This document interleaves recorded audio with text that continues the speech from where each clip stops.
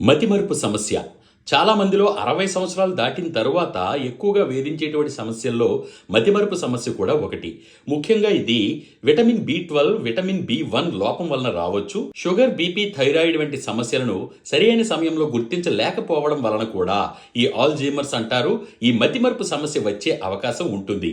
లేదా కొన్నిసార్లు తలకి గాయాలు తగిలినప్పుడు కూడా ఈ మతిమరుపు ఏర్పడే అవకాశం ఉంటుంది. మతిమరుపు తగ్గాలి, అలాగే ఏ వస్తువు ఎక్కడ పెట్టామన్న విషయాలు కూడా కొంతమందికి గుర్తుండవు.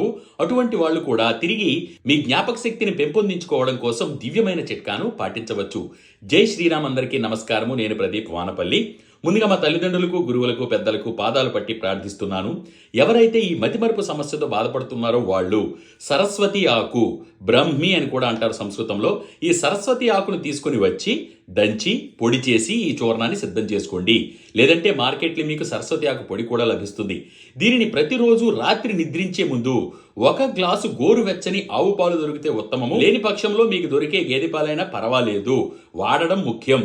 మరి ఈ పాలలో 1 స్పూను సరస్వతి ఆకు చూర్ణాన్ని కలిపి సేవించండి. క్రమక్రమంగా చేస్తూ ఉండడం వలన మీ మెదడుకి శక్తి పెరుగుతుంది, జ్ఞాపక శక్తి పెరుగుతుంది. మతిమరుపు సమస్యతో బాధపడుతున్నారో మీ స్నేహితులకు, బంధువులకు ఈ రీల్ని షేర్ చేయండి.